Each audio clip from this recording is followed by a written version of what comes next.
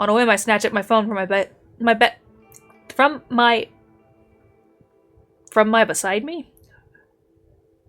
beside me and unlock the screen. The bright light shines like a beacon in the darkness and nearly blinds me, but I squint and navigate to the noise app. Kojiro, he told me his noise tag, didn't he? If I can remember it, it'll save me the hassle of having to look through hundreds of profiles with the same name just to find him. What was it? Kojiro? No, too simple. It's Koji. At Koji something. I start to type different variants until the auto-predicted results pop up. Koji. That's the one. I tap the results and instantly arrive at his profile. The info in his About Me section is pretty vague, but judging by the display photo, I'm certain this is the right guy. Just your average guy, taking my days one at a time. Introvert. Antisocial, anti-establishment, anti-everything. LOL. I like peanut butter, though. I scroll through his feed and see that he hasn't posted anything for quite some time. His most recent post is from about a year ago, and it's just an updated version of his display picture, which he has cropped out of a woman's face and body so the focus is just on him. I open up a direct message to him and start typing. Hey, is this Kojiro from the library? It's Noriko. Kurosawa. Since it's past 3 a.m., I'm not expecting a reply until I instantly receive a message in response. Hi, late night. He replied so quickly. I swallow and gather the nerve to ask him what's on his mind. Yes, I can't sleep. Have you heard of Corpse Girl website? The screen states that he's currently typing a message, but then the notification simply disappears and no message comes through. Is he ignoring me? Then, yes. So he does know about the website. The question is, was he already familiar with it, or did he just look it up after I mentioned it? What are your thoughts? Is it real? Yes, love it. Big fan. I see. Me too. Have you used it? No, well, no, not yet. Don't hate anyone enough. It's hard to get a sense of his emotions through his replies. I can't tell if he's being sincere or not. There's a no-waste pantry that I sometimes go to or deliver some stuff to in another town that I used to live in, and she had this, she got a delivery, it was saying, take the meats, only one per person unless you want a chicken neck. I guess they could be good for soup. And I posted a picture of my dog from my phone where she's looking around me, around my computer at me, and I just wrote, did you say chicken necks? And so she's like, you can come get them, just let me know and I'll check them. Just to avoid, so I was like, well, I'll be out there Thursday, so I'll message you that day, because, yeah, if they're raw, my dog would love them. Can't do cooked bone, but you can do raw bone. Fun fact. It's hard to get a sense of it. Okay. Wait, have you used it? Tell me. Tell me details. Does it work? No, I haven't used it, but it's popular in my office. I don't know why I wrote that, or why I ended the message with a question mark. I shake my head and wait for a response. Okay, let me know if you use it. Might be work for me. Might be work for me. What does he mean by that? Work? Yes, I store cadavers I dispose of later. I don't understand. Hospital morgue, storage and disposal. He works at a morgue? I noticed a strange smell on his clothes when we met, and now it makes sense. I gag a little and suppress the urge to vomit. So if someone dies, they get sent to you, even for, like, suicides and murders? Yes, all sorts. Worst are crash victims have to mix and match limbs. Have you ever received a victim of Corpse Girl website? Impossible to know. Maybe. Who can say? Have a name? A name. Can you look up the names of bodies he's received? Can you look up such a thing? Yes, cadavers are ID'd, mostly. Know a victim? Should I ask? Well, doing so put me under suspicion of being associated with Corpse Girl. Hello? I can look now. At work. I start to nervously bite my fingernails. I know that I won't gain anything from finding out if he's dealt with any of the victims, but morbid curiosity tends to get the better of me. Sometimes I just have to know. Okay, a second. No. Correct spelling? Got an M Tsurumaki and a Kane Tsurumi. That's not right. Close, though. Okay, more names. Eiichi Hanada? One sec. Yes, crash victim, bad. I remember him. He's still here, actually. I can't believe what I'm reading. Eiichi Hanada ended up at Kojiro's morgue, and he's still there? Really? How long do you store bodies? Depends, up to 2 days for autopsy. No autopsy for him, no need. So he just sits here, cold chamber, number 31, double B. If families don't collect, then cremation. Is cremation what you mean by disposal? Yes, mostly. Friend of yours?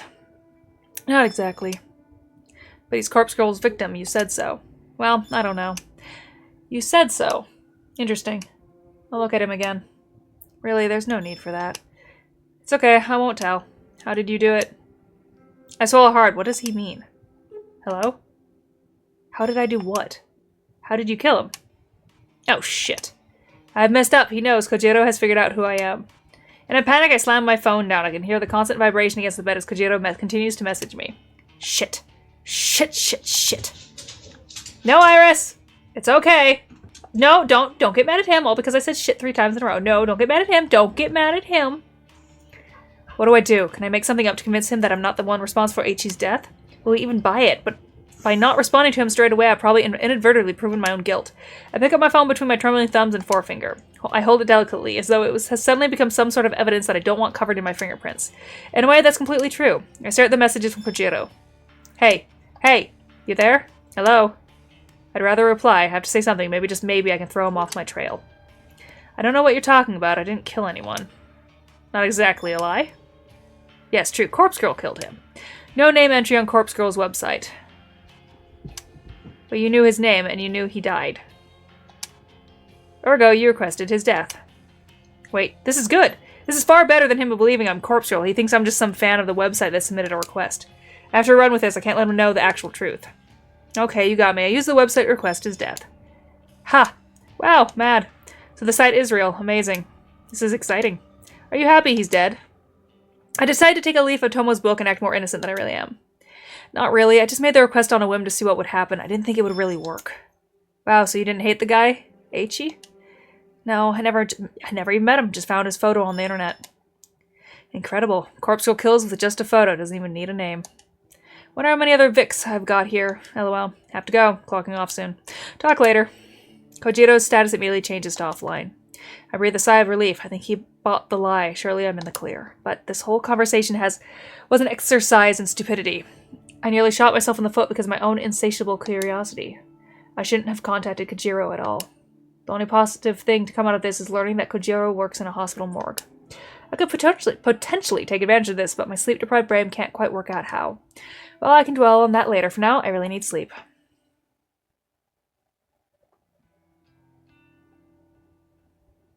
June 2nd, Tuesday morning. My alarm erupts from with a shrieking scream and scares me awake. My eyes don't open immediately. Instead, I find myself tossing and turning, trying to bury my face in my pillow. I can't have had more than 2 hours of sleep, and now it's already time to get up and go to work. Blah, blah, blah, blah, blah, blah, blah.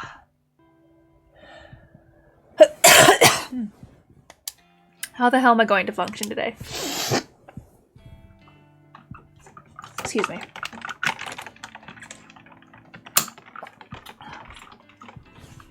I drag my heavy body from bed and slide into a pair of slippers resting on the floor.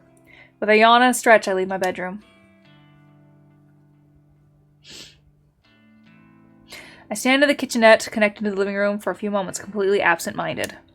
I open the refrigerator and stare blankly at the dismal contents. A small tub of peach yogurt sits on the top shelf, and a half-empty jug of oolong tea rests at the bottom. Best tea. I grab the yogurt and peel off the lid. Without even fetching a spoon, I simply pour a little into my mouth. I consume about half of the tiny portion and wipe my mouth before throwing the leftovers in the trash can. That will be enough to spike my energy for the morning. When you normally run on an empty stomach, any amount of calories can work as a pick-me-up. I make a mental note to collect 2 or 3 cans of coffee from the convenience store as I make my way to work. They should carry me through the rest of the day. The rest of the early morning is spent applying makeup and getting dressed. I'm out the door at the same time as every other day.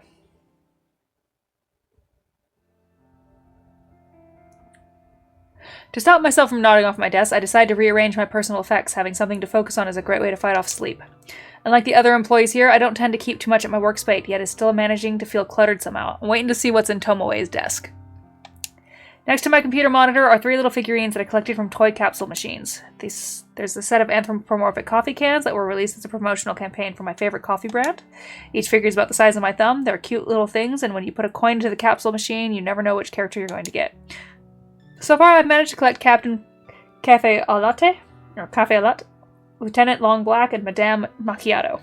If I remember correctly, there are 2 more I still need to get, but the capsule machine seems to be out of rotation now because they've been replaced with a different series of toys. If I ever want to collect the remaining figures, I'd probably have to buy them online. Oh well, I'm not super invested in having to own all of them. I give each tiny figure a bit of a dusting and set them back next to my monitor so they are all standing up straight and facing forward. Satisfied that they're tidy, I look to the small tray of drawers that sit on the other side of my monitor. I mainly just store papers and office memos in there. They're not really big enough to hold anything much larger than documents.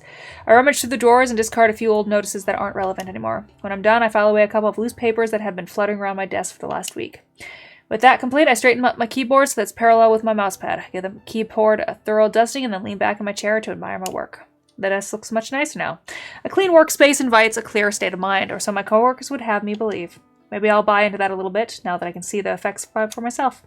The corner of my eye catches a glimpse of blonde hair and turn to watch Tomoe enter the office. She nods at Shinya as she walks by his desk and continues nonchalantly toward her own workspace. Since her desk is in my line of sight, I have the perfect vantage point to watch her put her belongings down and take a seat. I feel a sudden stirring of excitement as she sits down. It's almost as if I'm anticipating something to happen. Was something supposed to happen with Tomoe today? Have I forgotten something important? My tired mind can't really focus on those thoughts, trying to ignore the mild surge of adrenaline that started pulsing through me when she took her seat. Iris! My roommate is home. I distract myself by starting up my computer and looking over the list of day's tasks. It looks as though I need to correct a few entries I uploaded to the company's server yesterday. In my previously distracted state, it's possible I made a few typographical errors. That's fair enough, I'll get to work on correcting the data. Open up a few programs and listen to the whirring of my computer tower, nearly drowned out of the clamor of the office environment.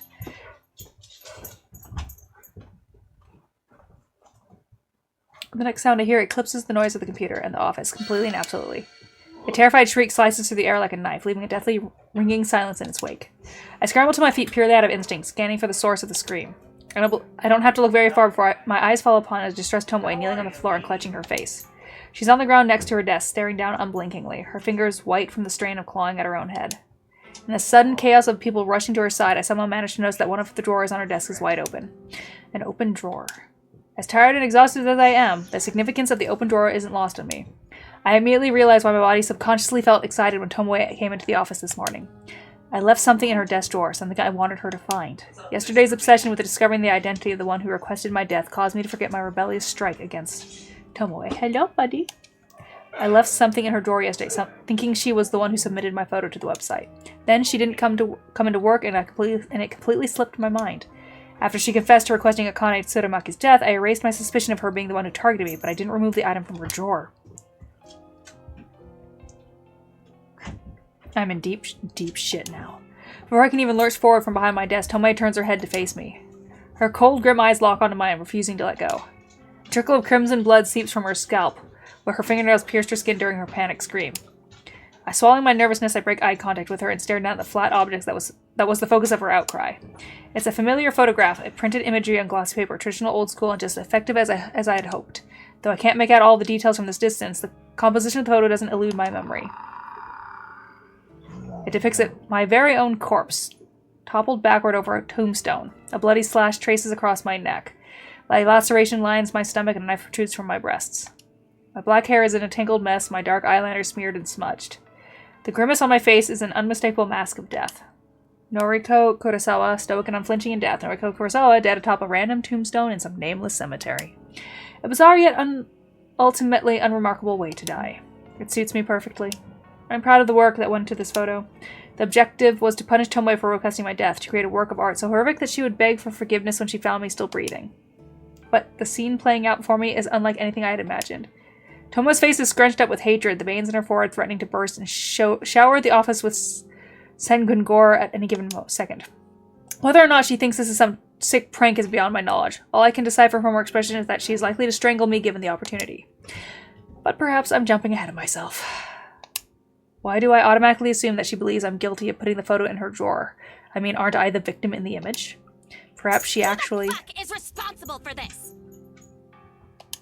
She howls like a wounded animal, a battered and beaten up pup backed into a corner. Clutching the photo now torn from her bloodied fingernails, she stands and plants her feet firmly on the floor, steadfast, stern, resolute, a bulwark of immovable fury. All eyes upon her, the bleached blonde gal girl with an antagonizing attitude is the center of attention in the office. This photo is disgusting! Absolutely sick! Who made it? From the confused and puzzled faces of the 20 or so employees huddled around, it's obvious that no one really knows what Tomoe is talking about. The photo is small, and with her clutching it tightly and waving it around frantically, it's impossible for anyone to make out the detail. I'm bold enough to assume that no one else has managed to properly glimpse it yet. And maybe I can prevent our coworkers from getting a closer look if I act fast. I dart out from behind my desk and approach Tomoe. Tomoe aggressively thrusts the photo towards me. I take Cursory look at it and gasped loudly to add credibility to my acting. Adopting a fake countenance of shock, I grabbed Tomoe by the shoulder and pulled her close to me. I bowed my head against hers so we stand intimately in the middle of the crowd, forehead to forehead, our eyes fixated on one another. I hope my beating heart isn't loud enough for Tomoe to notice as we stand against each other. I whisper softly, my pulse quickening as trying to make my words sound urgent and confident rather than broken and anxious. I need to talk to you. Tomoe tenses and stiffens, but she murmurs something that sounds like agreement. I pull away from her and grab her wrist to lead her out of the office.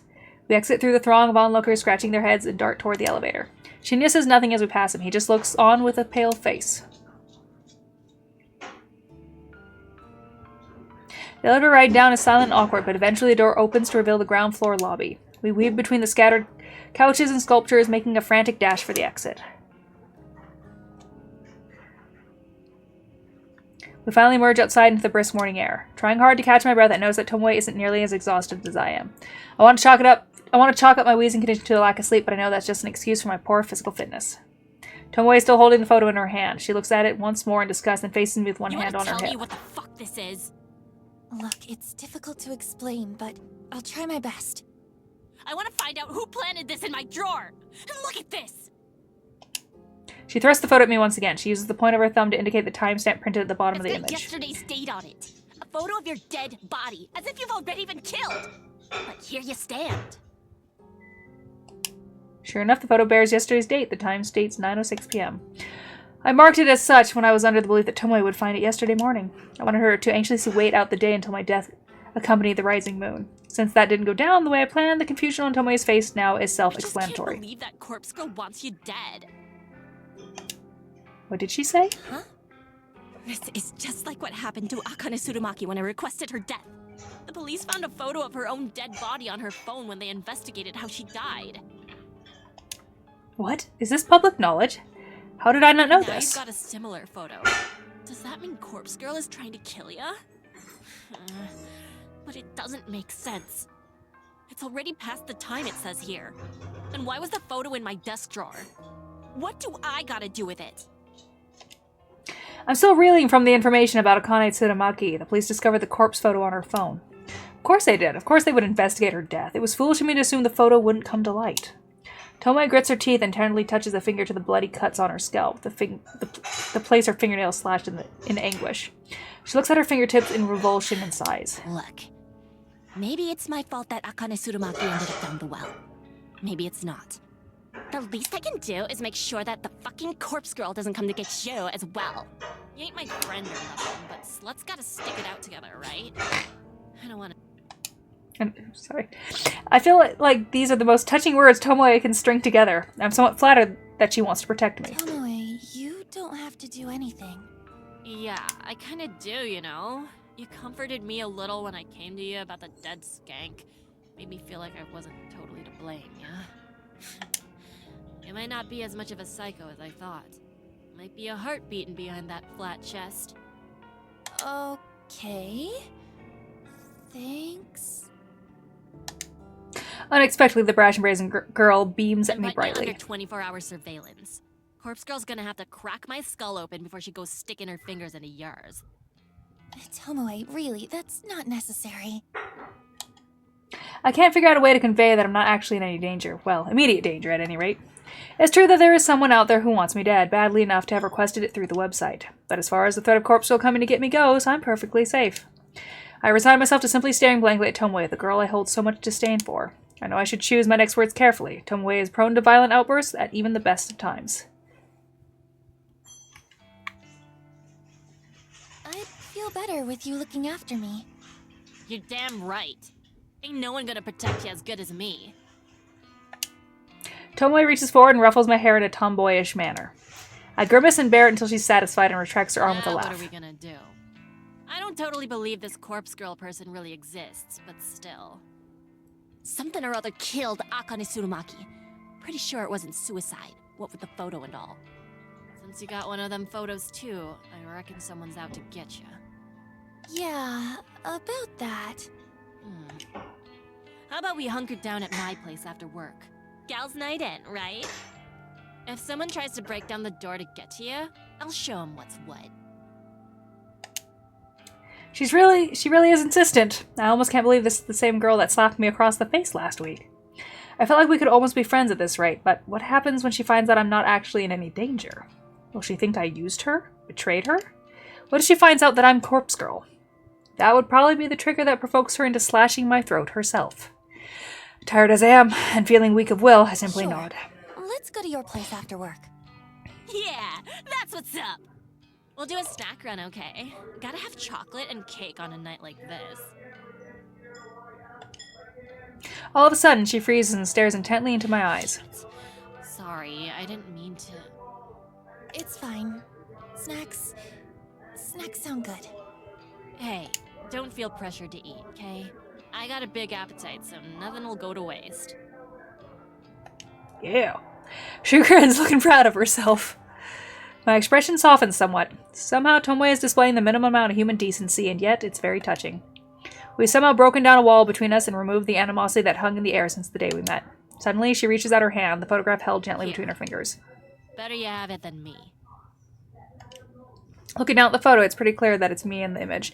I suppose it would be best to delete this evidence. I shred the photo carefully, making sure to completely destroy any of my defining features in the image. With the photo completely ripped beyond recognition, I toss it in a nearby bin. Tomoe smiles at me and we enter the office building side by side.